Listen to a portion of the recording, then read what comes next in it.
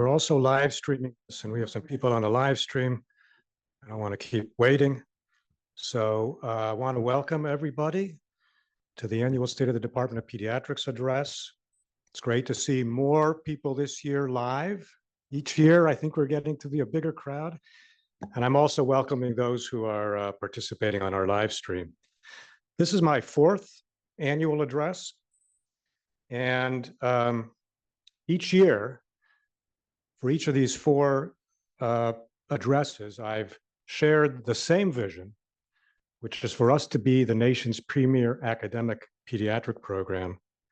And to achieve these vision, I've shared these same three goals, which haven't changed. It's to be the regional destination of choice for children needing specialty care so that any child needing our care in our community, in our region, can get that care. To be the leader in research and education to improve child health, and to be the transformative model for child health equity and outcomes. And as I've said before, we can only achieve this if we empower our people to achieve their full potential. So we'll be talking about our efforts to do that as well today. I've titled this address, We the People, because we can only achieve what I just outlined together. We may like to think that we don't need help, that we are self-reliant, but the truth is that we need each other, and maybe sometimes more than we like to admit. Americans rightly believe in self-realization, personal autonomy. We strive to be self-reliant. It's part of the American ethos, actually.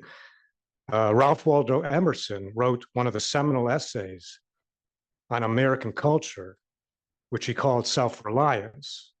And I want to just quote from what he wrote. There's a time in every man's education when he arrives at the conviction that no kernel of nourishing corn can come to him but through his toil, bestowed on that plot of ground which is given to him to till. But the price of individual liberty that Emerson championed is collective responsibility to each other. We have a tendency to magnify our own accomplishments. I'm accomplished, I'm in control, I worked hard for what I've achieved, I earned it, I have discipline, ambition, and they, the less accomplished, they need to be more like me, they need to work harder. But the truth is that each of us is one major setback away from a different life. One car accident, one employment crisis, one recession, one fraud, one bad decision, one malignant cell, one arrhythmia. There are no laws that compel us to help a struggling person. We're not obliged to give charity. We're not legally obligated to feed the hungry or to shelter the homeless, to help those in need. But aren't we responsible for one another morally, if not legally, to care for those who are down on their luck, to lift up the fallen and to heal the sick? Hillel the elder wrote, if I'm not for myself, who will be for me? But then he went on to say, if I'm only for myself, what am I? We wouldn't be who we are, none of us, without others. Our parents, our grandparents, our friends, our family, neighbors. I actually learned this lesson from my youngest child when he was still a toddler. Kids teach you a lot if you let them. Those who have kids or those who hang around kids, you can learn a lot from kids. Our youngest son, his name is Gabriel. We call him Gabi. Today, he's a computer engineer.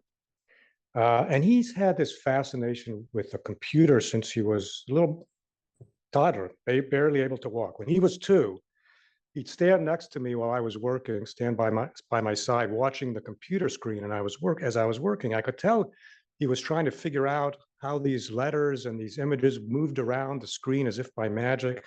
So I took to sitting him on my lap, and so he could have a better view of the screen. And I'd put his little hand on the mouse and I'd move it around. And pretty quickly he figured out that the mouse controlled the cursor. And if he clicked on the mouse that could make the cursor do things. Now, when he was 3.5, I bought him this program from, at the time, back in then, this was already 28 years ago, 25 years ago. Johns Hopkins had this program called Educational Program for Gifted Youth, EPGY. I don't know if it's still around now, but there were these various computer games that kids could play with. For instance, one of them was racing a car around a track, but there was actually teaching the kids mathematics, those sorts of games. So I got one of those games for Gabi. And once he got the hang of it, all he wanted to do all day long is play that game. So as a parent, I didn't think it was healthy for Gabi to be only on a computer all day long. So I kept a login password so that he had to ask me to log on. And that way, I was in control of the relationship between me and my 3-year-old. At least I told myself I was in control. And any of you parents out there, you probably know where this story is going. One night, I'm sound asleep and I feel a tapping on my arm. I roll over, I open one eye. The clock on the nightstand says 3 a.m. It's dark, but there's Gabi standing by my bedside. And I was the worrier parent in the family, so I was immediately fully awake and alarmed. And I said, "What's wrong, Gabi?" And he looks at me and he says, "Can I play on the computer?" Now, one thing about Gabi that was different than my other 2 kids is that he had a very logical mind always. So with the other kids, if they wanted something, they just wanted it. You couldn't really reason with them at that age. But with Gabi, you could reason. If you explained something to him that he could understand, that sounded logical to him, he would accept the explanation. So I said to him, "Gabi, it's the middle of the night. You can't play on the computer in the middle of the night. The computer's for the morning." He must have thought that was logical because he nodded his head and went back to bed. Next night, 3 in the morning, I feel a tapping on my arm. I open up one eye. There's Gabi standing by the bed. He asks me, "Is it morning yet?" Okay, so how do you explain to a 3-year-old not to wake up your parents in the middle of the night? So I came up with what I thought was an ingenious solution. I said, "Gabi, morning starts after breakfast." He nods his head. He seemed to accept that answer, went back to bed, problem solved. Next night, 3 in the morning, tapping on my arm. "I'm hungry." Now, the kid's not 4 years old yet. He was 3.5. So I'm thinking to myself, well, I could surely outsmart a 3.5-year-old. So I came up with another answer. I said, "Gabi, the computer's only for after school." He was in preschool at the time. Next night, 3 in the morning, tapping on my arm. "I want to quit preschool." So we sat down for a discussion, man to man, me and my 3.5-year-old. And I decided that trying to outsmart him was going to be a failed effort. And instead, I decided to be just totally transparent and explain to him how things were.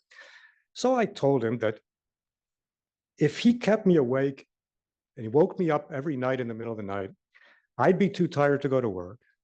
And if I was too tired to go to work, I wouldn't be able to earn money, and I wouldn't be able to buy him the EPGY games. And he needed to go to school so he could learn reading and writing and advanced math so that he could eventually learn to play the really more fun games that the older kids get to play on a computer. So he seemed to think that was a rational explanation, and we came to an agreement. He wouldn't wake me up in the middle of the night. I'd let him play on the computer after preschool for 90 minutes a day, because after all, you do have to have parental restrictions of some sort. And we agreed. Now, if you want something, you need to understand what the other person wants as well. Gabi wanted to play on the computer. I wanted to get a good night's sleep. Once we understood each other, we worked out a compromise. I got what I wanted, Gabi got what he wanted. It's never one person that's in control. To succeed, we need each other. There's a parable about a group of people on a boat in the ocean. And one took out a drill and started drilling a hole beneath his seat. And the other shouted at him, "What are you doing? You're going to drown us all." To which he replied, "What's it to you? I'm not drilling a hole beneath your seat, but only under my seat." Well, we're all in the same boat. And over the next hour, as we celebrate our department's achievements, let's remember that we accomplished this together, collectively. I'll be highlighting certain individuals, and since we only have an hour, we have a department of over 1,000 people. I'm not going to be able to mention the achievements of each and every one of you, but not a single individual that I'm going to highlight today could have achieved what they achieved without others to help, without all the rest of us. So today, I'm celebrating all of you. And I'm really proud of all of you and what this department has accomplished. Oftentimes, we day-to-day weeds that we are in on an hour-to-hour basis. Sometimes we, the frustrations and the things we're not succeeding at kind of take precedence in our minds.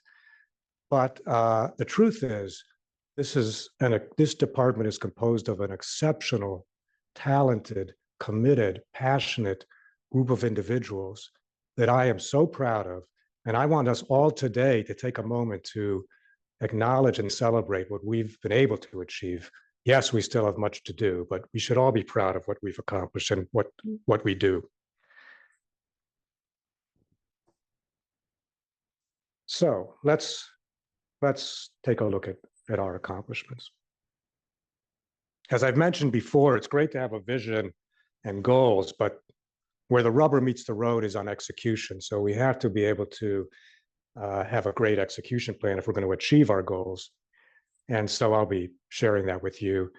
Again, these are the three goals that I indicated to be the regional destination of choice for children. To achieve that goal, we're focused on improving access so we can reach more kids who need us, and growing our volume so that we can address the needs of more and more children, and in fact, all the children who need us. In terms of our goal to be the leader in pediatric research and education, we're continuing our efforts to be a top 10 NIH-ranked research department. That's not the only standard that we care about, but it is one important goal. And we are growing our research program by recruiting more faculty, by developing our own young investigators, by enhancing our education programs, and our efforts to be the model for child health equity. We're doing transformative research, developing effective interventions, and educating. For this first goal, I want to acknowledge the three leaders we have that are leading our efforts in our clinical mission. Sarah Buckaloo, our Vice Chair for Clinical Affairs, Jim Wong, who's the Executive Medical Director of Ambulatory Specialty Services on the West Bay, and then Paul Brakeman, who oversees ambulatory services on the East Bay for specialty clinics. Back a few years ago, shortly after I arrived here, we established something that we call the Ambulatory Optimization Task Force, which meets every Friday. It's a group of leaders from our department, as well as leaders from the health system, in particular the ambulatory leaders, to work on trying to execute on achieving that goal we have to reach every child in need. And we've been focusing on these three big buckets: scheduling, provider capacity, and clinic support. We have an aspirational goal that I've shared with you before, which is that any child who wants to see a pediatric specialist, that we'll be able to offer them an appointment within 72 hours. Now, we are clearly not achieving that goal across all of our specialties. We actually have achieved it in some. We have a lot of work still to do, so it remains an aspirational goal. But we've made progress. So here you see the growth in our volume of pediatric specialty visits over the past few years. We've gone from seeing about 100,000 visits a year in FY18 to this past year, about 130,000. So that's a 30% growth in the number of clinic visits we're able to offer children. This just shows you also the growth in our revenue derived from that clinical activity. And the reason this is important and why I'm showing this to you is to remind you all that this revenue we generated for our clinical services is very, very critical to all of our missions.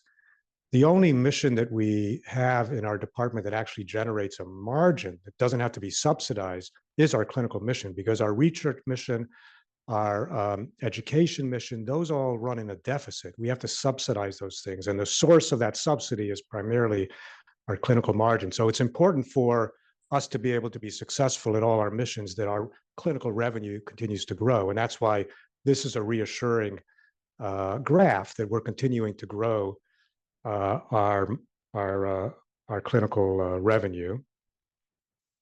Now, here's the not so good news. Even though we're seeing 30% more visits than we were seeing a number of years ago, you're looking here, and you don't need to look at all the details. I'm just going to point out to you sort of the big picture. If you take a kind of a big 10,000 feet view from this, orange is our Oakland clinics, blue is our Mission Bay clinics.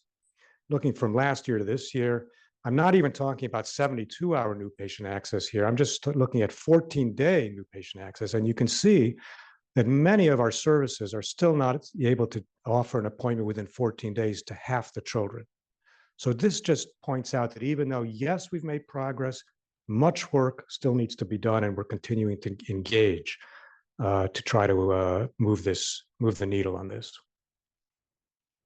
Some of the things we're doing on the scheduling side, we're trying to move all of our scheduling of ambulatory visits to a centralized scheduling system so that either referring provider or families that are calling us and they want to get their child in, they'll have one number to call, and it doesn't matter where they're going to be seen, Oakland, Mission Bay, Walnut Creek, Los Gatos, wherever we see patients.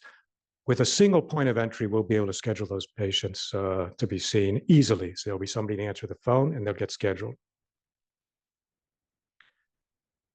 We're wanting to make sure that we're prioritizing new patients, because what tends to happen, those of you who spend a lot of time in clinic, you know that after you've been here for a few years, if you're new faculty in the beginning, you get a lot of new patient openings. Once you've been on the faculty for a few years, unless you are careful, pretty soon your whole clinic fills up with return visits and you don't have room for new patients. So we need to make sure that we're prioritizing into our schedule room to see new patients. On the provider capacity side, one of the things we've done is we're working towards fully integrated our services across both campuses. So increasingly, with every year that goes by, more and more of our faculty are actually not just working on one campus or another, but are spending time on both sides of the bay. And the more we're doing that, the more we can integrate our services to the benefit of our patients. The second thing we've agreed upon in this ambulatory optimization task force with the health system leadership, the hospital leadership, is what you see here is we've been meeting individually with each division chief to look at the current gap in providers and faculty that we need to recruit to meet the current demand that's out there that we're not able to schedule for right now. We're not even talking about future demand. We're just talking about current demand. And you can see these are the 5 divisions that we've met with, that there's substantial need to recruit more faculty into the department to meet the demand. What we're doing differently than what we used to do is it used to be that we'd say, okay, we need 8 gastroenterologists. Let's see if we can recruit one this year. And maybe next year we'll recruit another one. Well, that's never going to get us to where we need to get to. So we've agreed now with the health system that if we need 8, we're going to go after 8. And if we are fortunate enough we may not get all 8 in year 1, but if we get 3, we're going to recruit all 3 of them. Or if we get 5, we're going to recruit all 5 of them. So that's the effort going on now. And we're in the process of rolling this out now. We'll be meeting with the rest of the division chiefs in the coming weeks to finish out this work of identifying what the need is and then trying to meet that need. And then finally, in terms of clinic support, we need to make sure that for our faculty to be able to work efficiently, and all of you know this who are faculty working in the clinics, there needs to be adequate clinical rooms, the right number of staff, equipment, and that needs to be identified before the faculty shows up. So the old way of doing things is faculty would show up and then we would find out that, we don't have a scheduler, we don't have an MA or whatever. And of course, that's not efficient. So we are working much more closely with hospital leadership now to make sure we know ahead of time what the need is. As that faculty hits the ground on day one, hopefully they have what they need to be able to be productive. In terms of our goal to be the leader in pediatric research and education, I want to acknowledge our leaders in these areas. First of all, our vice chair for research, Kevin Shannon for laboratory research, Roberta Keller for clinical and translational research, and Naomi Bardock for health services research. And then on our education leaders, Sandrain Van Schaik, our vice chair for education, Meg McNamara, our residency director, and Erica Lawson, our clerkship director. How are we doing in terms of reaching our goals that we've set for ourselves? Well, I think we're making some pretty good progress. This slide shows you where we are in terms of NIH ranking from 4 years ago when we started this, when we established this goal. We were ranked 21 in the country of all departments of pediatrics in terms of NIH funding. Today, we've risen to being ranked number 14, and our dollars from the NIH have grown from 18 million 4 years ago to 28 million today. So that's a pretty remarkable achievement. And again, due to the success of so many of our faculty and their success at getting grants. And if you look at our total funding, it's even more impressive. It's actually quite remarkable where we've gone in 5 years. We've gone from $40 million in annual grants and contracts to over 90 million, more than doubled our total research funding in 5 years. That's really a remarkable achievement. And you can see here that 127 out of our 420 some faculty, almost a third of our faculty are participating in one form or another in these research endeavors. That's something we really ought to be celebrating. The other thing I want to share with you and update you in case, I don't know, this hasn't necessarily been widely shared. We are obtaining new space for research so we can continue to grow and expand our research programs. In Oakland, in the MLK building, Martin Luther King building on Martin Luther King Street, which used to be called the Corey building, we received a $10 million gift from the Valley Foundation, which is enabling us to build out a $30 million new state-of-the-art laboratory space, 11,000 square feet, to house a research center in the basic research center in hematology and stem cell biology. It's going to be opening in about a year. And that's going to allow us to really accelerate research on the Oakland campus. I also want to acknowledge Roberta Keller, who was instrumental in helping us secure 2,000 square feet also in the MLK building on the second floor to house a clinical research core space for us to house our clinical researchers and their staff who are doing research in Oakland. And finally, although this is not finalized yet, I hope in the coming weeks to be able to let you all know officially that we are going to be securing another lab space, substantial lab space on the Mission Bay campus, which will house approximately 10 principal investigators so that we can continue to grow our research, lab research on the Mission Bay side, because we're very, very tight for space. Those of you who are I'm looking at Matt, those of you who are struggling in those confined lab spaces know that that's a major sort of bottleneck for us to be able to really expand our research programs. We continue our efforts to recruit faculty. This year, I'm pleased that we recruited Christina Theodoris from Harvard into the Division of Medical Genetics. And I really want to thank and acknowledge Benoit Bruneau from the Gladstone Institute, who partnered on this recruitment. Actually, her lab, Christina's lab, is at the Gladstone, and the Gladstone provided the startup package for Christina. So we're very grateful for that partnership. And we're putting huge efforts into developing our young investigators through many initiatives. One, we have the Frontiers for Child Health Research seminar series where our young investigators can gather together to hear from each other about the kind of work they're doing and have a chance to present their work. We and I want to thank Jeff Feynman for this grant that he submitted and was awarded. The two of us together put this grant in, this NICHD K-12 award, which funds 3 young faculty before they get their own K for a couple years to support them during that real critical time between fellowship and getting their own K award. This is a very prestigious grant. There are only 12 departments of pediatrics in the country who participate in this program. And so it's a real big deal for us to be one of those 12. And I see Jane in the audience. She's one of those K-12 recipients. And we just had the annual meeting of the K-12, the national group met in San Diego a couple of weeks ago. Those who are on K-12 know that we also supplement the salary of our faculty on K awards because the NIH doesn't pay for the whole salary support, so we supplement their salaries. We've established some advisory committees, and I'm going to tell you a little bit more out in a couple of minutes to help support our K faculty to make sure they're receiving the support that the department needs to be providing so that we can ensure that they can be successful.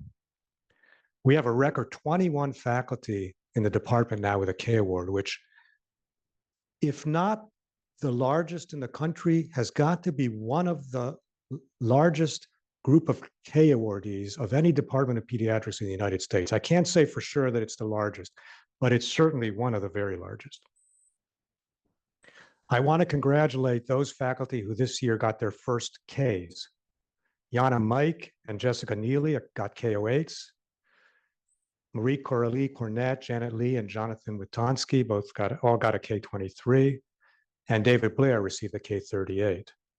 I also want to acknowledge our faculty who got their first R01 because that's the next milestone. Once you get to K, getting that first R01 is a big next deal. And we had 7 faculty this year that successfully got their first R01. Jim Beyer, Amy Beck, David Jagannath, Mike Waterfield, Jason Nagata, Mark Peterson, and Mary Prowl. Congratulations to all of them. And we have a record 33 active R01s right now in the Department of Pediatrics, which is also really exciting. On our education front, we launched the new Pediatric Learning Environment Champion Certificate Program to support faculty skill development and promoting inclusive learning environments. We had 2 of our faculty inducted into the National Academy of Distinguished Educators in Pediatrics, and a record 9 faculty inducted into the UCSF Academy of Medical Educators, and I want to congratulate them. So into the Academy of Distinguished Educators in Pediatrics, Michelle Long and Glenn Rosenbluth, and into the Academy of Medical Educators, Nicole Crisalia, Martha Elster, Sabrina Fernandez, Ashkan Shaheen Far, Erica Lawson, Karina Iacopetti, Kelly Cordoro, Lisa Mahali, and Robin Goldman. Also want to welcome our wonderful new first-year residents who started with us in July. I'm not going to name them all in the interest of time, but you can see them here. And also all our first-year fellows who joined our fellowship programs this year. Love to have you with us, and we're really excited about your joining us. In terms of our third goal of being the model in the nation for child health equity, I first of all want to acknowledge 3 of our leaders in this area. Anda Kuo, who directs the Child Health Equity and Community Engagement. She's the director of that. And she also co-directs, along with Dana Long, the Center for Child and Community Health. And also Lee Atkinson, who took over from Alma Martinez this July after Alma retired as our vice chair for diversity, equity, and inclusion. What have we been doing in this regard? Well, the first thing is this initiative really started in the spring of 2020 after the killing of George Floyd that happened in 2020 when he was so brutally murdered. And at that time, I established a task force made up of faculty, trainees, and staff to meet and come up with a set of recommendations for the Department of Pediatrics as to how we can address equity within our own programs and develop an anti-racism initiative. And one thing that came out of that task force was a recommendation to elevate Alma's position, which had been, I think her title was Director of DEI. We made that into a vice chair position, and Alma became the inaugural vice chair for DEI. As I mentioned, Lee Atkinson McAvoy now holds that position. And then a series of recommendations that came out of that. I'm going to share some of that with you to show you what we've been working on for faculty, staff, trainees, and the community. All in all, over the last 4 years, we've 3.5 years, we've invested in the range of $1 million on program initiatives related to anti-racism and DEI, which for a department our size is a really substantial investment. And I'm proud of the fact that we're committing these resources to this important initiative. I'll just share with you some of these initiatives on the faculty side. We launched something called the Early Career Faculty DEI Leadership Program. This is an opportunity. We select 4 early career faculty every year, give them protected time to develop leadership skills in health equity, diversity, and inclusion. We have established social justice grants, and I'm going to share with you the 4 social justice grants that we've so far given out to our faculty. We started the Faculty Catalyst and Race Affinity Caucusing groups, developing conversation skills for faculty and providing space to discuss bias and to coach faculty and trainees to create a more equitable environment. And here are the Social Justice Award. Last year, we gave out 2, one to the BCH Wellness Center for Youth with Chronic Conditions, to Emily Von Schaefen and Lydia Tinayero Deck, which is partnering with Family Resource Navigators in Alameda County to bring to Oakland a program for youth with chronic conditions to ensure that all voices are heard, to make the center accessible, safe, respectful, anti-racist, compassionate, and welcoming. And the second social justice grant last year was awarded to Niti Doshi for her project to make available racially, culturally, and linguistically concordant books for distributing during clinic visits at the Children's Health Center. And Dr. Doshi has now solidified a relationship with the San Francisco Public School Library to donate 400 books a month to the program for the next 2 years. This year, we awarded two additional social justice grants. One to Emily Frank for her program, Highway to Medical Interpreter Program, which is to train high-quality interpreters for the Oakland community in languages that are widely spoken by patients. And the second to Eleanor Chung for her project, Navigating Towards Equity and Health Access for Recently Arrived Immigrant Children, which is meant to address the disparity in establishing medical and dental homes for newcomer children. This involves workshops to provide basic information about the Medi-Cal enrollment process and selection of a medical home. In terms of trainee initiatives, we created a new position in our residency program, Residency and Fellowship Program Director for DEI, that is held by April Edwell. And Laura Rubinas is working on URM support and mentorship program for our trainees. Our RISE Coalition, we're providing financial support for them, for grants, for having a welcome and reception every year and a graduation reception. And we've provided them work and lounge space for meeting support. A really exciting staff initiative that I'm really pleased to share with you. It's called the Jumpstart Internship Program. And I have to thank Peggy Wykes and Phil O'Brien, who really developed this idea to create an opportunity for early career administrators to experience health careers focused on community colleges and graduates from underserved areas. These are the 4 individuals who've been brought into this internship program: Talita Albuquerque, Kelsey Thomas, Karen Gonzalez, and Laiba Gufran. You may have seen Laiba. She's at our grand rounds every Thursday in the back room, helping with getting grand rounds organized.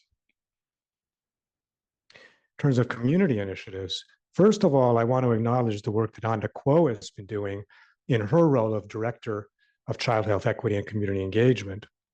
She's done quite a few things, Anda. She started the Ready, Resilient, and Rising program, which is a regional collaborative to reduce toxic stress in San Francisco and Alameda counties. The UC Agricultural and Natural Resource Partnerships, which supports community health equity through professional development and dissemination of evidence-based health information with partners that you see there. Started a youth research advisory board where youth in the community can consult with our investigators on their research projects.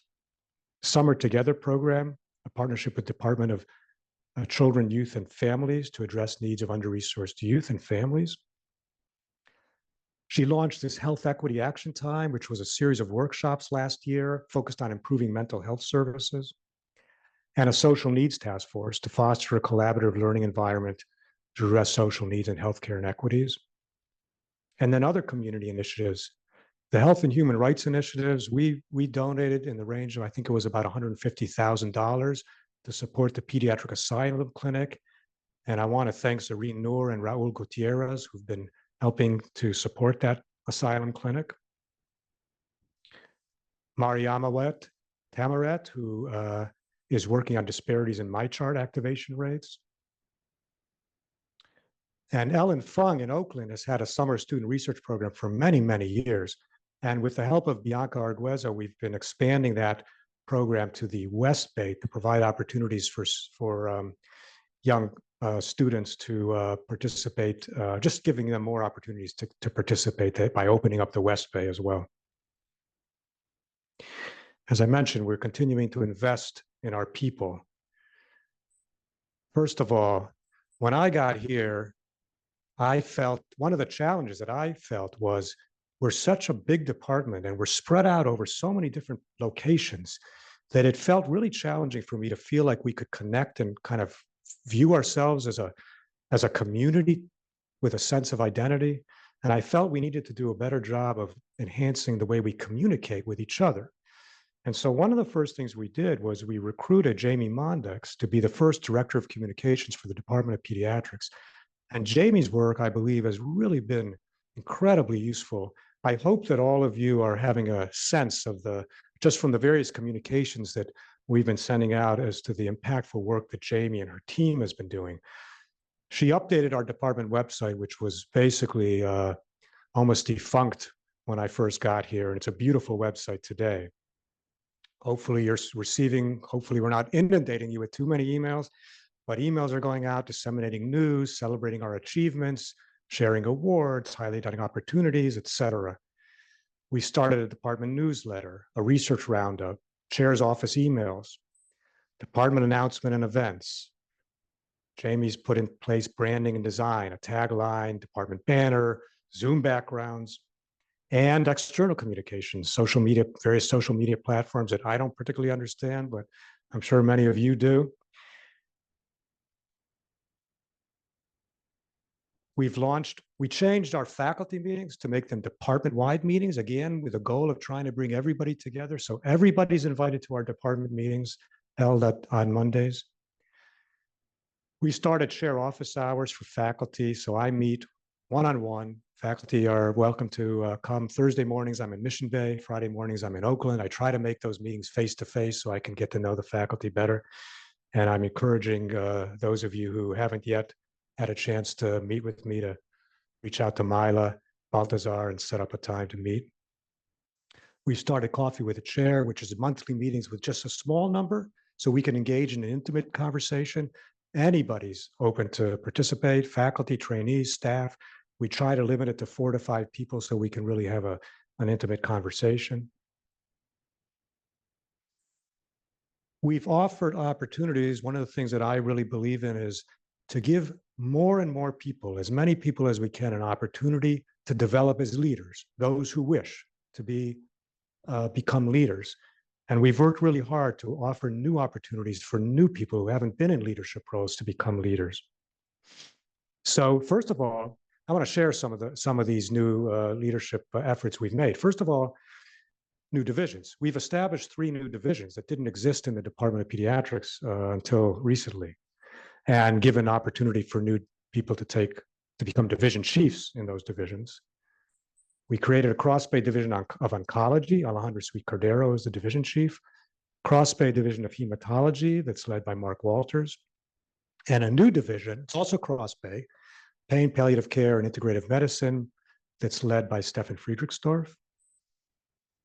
We also created a series of new vice chair roles that are new roles that hadn't existed in the department previously. A vice chair for health services research that's held by Naomi Bardock, a vice chair for faculty development held by Mel Hyman, associate vice chair for faculty development and chief experience officer that Liz Rogers holds. As I mentioned, the first DEI vice chair that Alma Martinez held. And most recently, a vice chair for clinical affairs that Sarah Buckaloo holds that role. We've also had opportunities as division chiefs have left for various reasons to appoint new people into those roles and give them opportunities.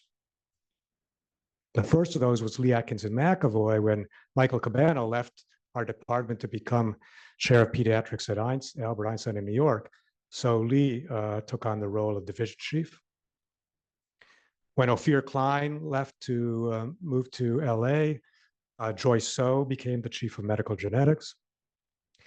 And when Karen Sun stepped down from being division chief in hospital medicine, Suni Kaiser was appointed as the new chief and given her an opportunity for leadership. And the same thing is true with existing vice chair positions that we have replaced as people have stepped down from those roles. So when I got here, Sandrain Van Schaik was the interim vice chair for medical education, and she's now the permanent vice chair. As I mentioned, Lee Atkinson McAvoy took over from Alma Martinez as vice chair for DEI. We established a new director role that I just mentioned a moment ago, Donda Kuo, Director of Child Health and Community Engagement. And Erica Lawson took on the role of Medical Student Clerkship Director when Sarah Buckaloo stepped down from that role. We've also provided leadership opportunity in the form of Benioff chairs to 3 of our faculty. First is Etta Senges, who we recruited from Yale. She does research in diabetes. Suni Kaiser was given a Benioff chair. Suni, by the way, is one of the very few pediatric hospitalists in the nation with NIH funding. So we're very proud of that. And Suni's doing a great job in her role. She's relatively new in the role. And most recently, Shapei Vandi was given a Benioff chair. Shab does research in the Division of Cardiology. And she is one of the few pediatric cardiologists in the country with an R01. Other faculty development and support initiatives. We launched an annual faculty orientation and welcome reception because as new faculty were coming in, we wanted to bring them together, give them a chance to learn about the department and have a chance for them to meet with some of the leadership of the department. So last year was the first year we did that, and we're making this now an annual event. This year, we just last month held the second orientation and reception, both times held in Oakland, on our Oakland campus. And it was a wonderful reception and full day event for the new faculty. We launched a leadership development program for our vice chairs and division chiefs to develop their leadership skills so they can continue to grow as leaders. We have supported our faculty who are seeking leadership development opportunities through the AAMC, through various UCSF programs that are out there. We developed and provided to the division faculty recruitment guidelines to assist our divisions when they're trying to recruit faculty with some helpful materials and guidelines. And most recently, we developed, again, with Jamie and her team's help, this beautiful recruitment brochure that if you haven't seen it, I would urge all of you to go to our website, and it's on the website on the main page. You can scroll down, you can find it. I think it's on the About Us section. This is also downloadable as a PDF. So anybody recruiting any type of people, whether they're faculty, trainees, staff, take a look at this because it's a beautiful brochure that talks about our department, about UCSF, about the Bay Area, what it's like to live in the region. It's just a nice sort of tool for recruitment. Mel and Liz have been very busy in their faculty development role. They put in a lot of effort to improve and standardize our advance and promotion process and encourage our faculty in their advancement. They launched a junior faculty mentorship program to support young faculty when they're just coming in here trying to navigate a very complicated academic medical center so they can be successful. Standardized our faculty annual performance review. Liz went around to all divisions in the department doing listening sessions to better understand how people are experiencing their work.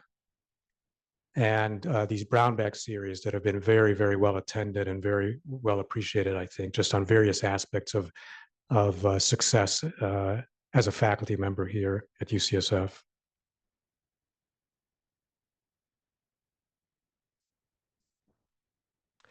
On the side of developing research careers for our young faculty who are interested in becoming physician scientists, we have a whole program that we've rolled out. As I mentioned, funding over the cap salaries. Jeff Feynman, as I mentioned, was instrumental in getting this NIH K-12 grant. I want to thank Roberta and Kevin, who co-chair, who put together these faculty review committees for our K awardees to make sure that we're supporting their needs. And also Sanjeev Tattar. So we are one of 3 departments at the School of Medicine.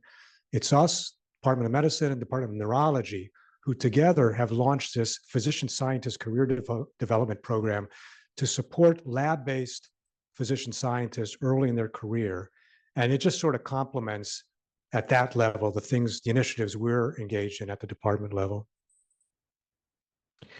We had a lot of promotions this year, and I want to congratulate, first of all, those faculty who were promoted to associate professor: Christine Hyham, Meredith Laguna, Christine McDonald, Veronica Mesharyakova, Jason Nagata, Allison Nair, Danghai Nguyen, Eris Oates, Jennifer Albin, Jessica Alsafram, Angela Chang, Taylor Chapman Clark, Stephanie Cox, Nicole Crisalia, Jasmine Dara, Adam DeTora, Valerie Gribben, Hassan Hamandi,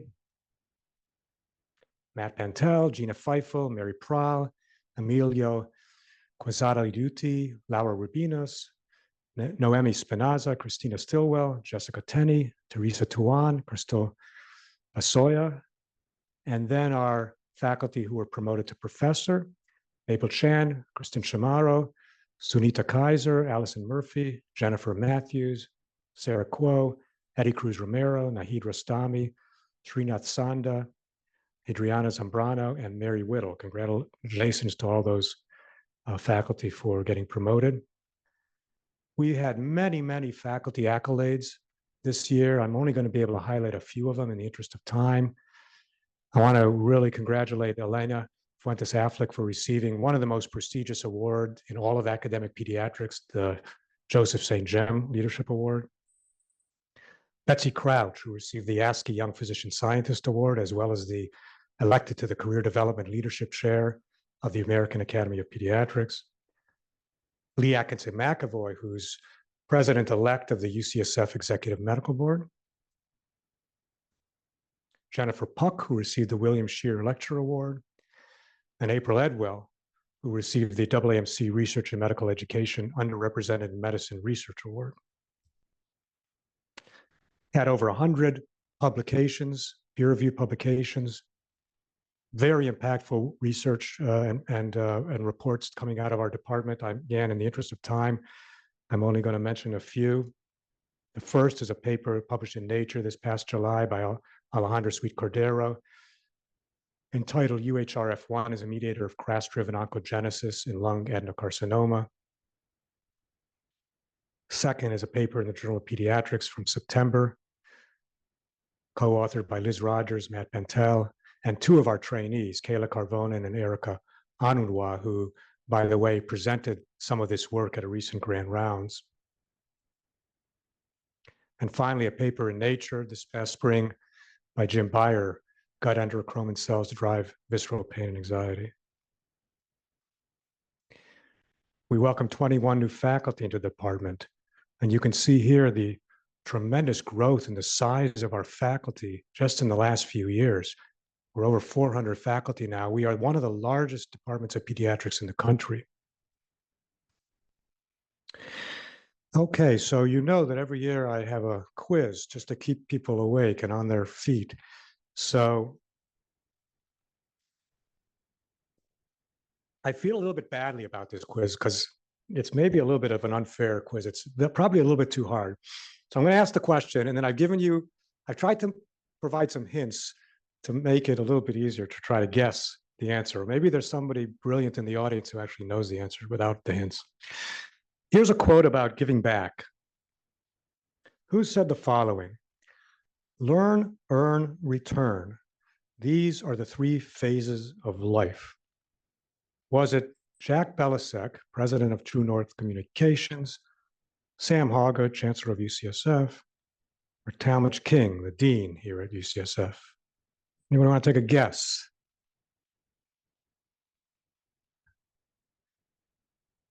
It could have been Talmadge King or Sam Hawgood, because I think they both share this perspective, but actually it was Jack Belisek. He came up with this concept that our life goes through three phases. The first phase, we're learning, we're getting an education. The second phase is earning. We are earning a living, raising a family, achieving things for ourselves, developing skills. And the last phase is returning, giving back to the community, mentoring, and returning and helping others. And the idea here is you can't take these phases out of order. Sometimes young faculty ask me, when should I start volunteering to be on committees, et cetera, et cetera. And that's when I talk to them about this idea of learn, earn, return. If you're going to be effective, really effective at returning, you first need to learn and then develop the skills and the expertise so that you're then able to give back. And once you get to that phase of returning, it can be, I think, the most rewarding of the three phases. Every year, as you know, I like to acknowledge two of what I call unsung heroes. These are people who are not always working in the highly visible settings, but are doing really, really important work to advance our mission and support our community. And today I have two unsung heroes I want to acknowledge.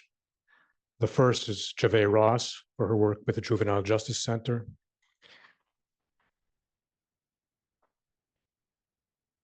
Jave is the medical director of the center, where she practices adolescent and young adult healthcare with an anti-racism and restorative justice lens. She's also associate director of the pediatric residency program at Oakland, where she champions the anti-racial curriculum, teaching our medical students and residents about pediatrics with a focus on resiliency and parenting in the Black community. And she co-leads the Black Baby Equity Project, which provides racially concordant care that includes health education, lactation support, and parent advocacy. And co-champions the Adopt a Family holiday program, organizing and delivering gifts to hundreds of children and their families every year. And then the second unsung hero is Stephen Rosenthal, who runs the Child and Adolescent Gender Center. Steve co-founded the center, which offers comprehensive medical and psychological care, as well as advocacy and legal support to transgender, non-binary, and gender diverse children and adolescents who oftentimes have nowhere else they can go to receive care. He directs the World Professional Association for Transgender Youth and Transgender Health, and co-directs, along with the center and the San Francisco Department of Public Health, program to develop community outreach services for gender diverse youths.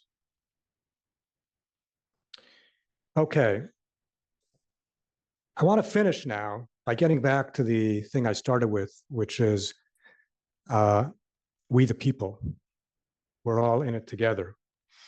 So I want to tell you a story I heard years ago when I was quite young. Back in the day, I had the opportunity to visit the Middle East. I visited Egypt and Israel and Jordan, and saw many of the areas that are prominent in his history. And what I want to tell you about today is something I heard when I was visiting in that region. There are three bodies of water that are famous because of their mention in various Bible stories. The Sea of Galilee, which is where Jesus found Peter, who was a fisherman, and he said to Peter, "You're going to be a fisher of men." The Jordan River, where Jesus was baptized by John the Baptist, and the Dead Sea, which is a story of where Lot was turned to a pillar of salt. So I visited those places, and one of the things that was surprising to me is, when you hear all these Bible stories, you think these are massive bodies of water. But the truth is that the Sea of Galilee, it's a lake. It's not even a very big lake. And the Jordan River is in many parts more like a creek than a river. Although the Sea of Galilee is not a big lake, it is a source of fresh water. It's been the main source of fresh water for the region throughout its history of the region. And it's also a source of nourishment because it's teeming with fish. And even today, you can see fishing boats out on the lake. Again, you remember the story about Peter being discovered by Jesus on the Sea of Galilee. To this day, if you travel along the Sea of Galilee, there's restaurants that dot the shores of the lake, and you can order St. Peter's fish. And I did that, and it's pretty good fish, actually. Well, these three bodies of water, they're connected to each other. So the Jordan River arises north of the Sea of Galilee and flows into the north part of the Sea of Galilee. And then in the south part of the Sea of Galilee, it flows out of the Sea of Galilee, flows down through the Jordan Valley, about 60 miles down to the Dead Sea, and it flows into the Dead Sea. And the Dead Sea is the lowest point on the planet. So the Jordan flows into the Dead Sea, but nothing flows out of the Dead Sea. And because of that, it has the highest salinity of any body of water in the world, higher than Salt Lake in Utah. And the people that lived in those ancient times, the biblical times, they saw everything about the world around them as an opportunity, as some sort of message to them about some message about life. And so they asked, what are we supposed to learn about these two seas, the Sea of Galilee and the Dead Sea? Two bodies of water, both within half a day donkey ride of each other, both fed by the same Jordan River. How could they be so different? One a source of life and one utterly dead. And you know what they decided was that there's one fundamental difference. The Sea of Galilee receives the water from the Jordan and then gives back that water to its surrounding, whereas the Dead Sea receives the water from the Jordan but gives nothing back. And so it should be with us. If we've received good fortune in life, we should be like the Sea of Galilee, giving back to the community. And if we do that, we're a source of good in the world and a source of life and nourishment. So each and every one of you who work in the Department of Pediatrics and at Benioff Children's Hospitals, I want to thank you for what you do on behalf of our community and especially on behalf of our children. Each of you is a Sea of Galilee in my eyes, source of life to our children and our community now, and I hope for many years to come. Thank you all, and we look forward to seeing you all at the reception right outside these doors. Thank you.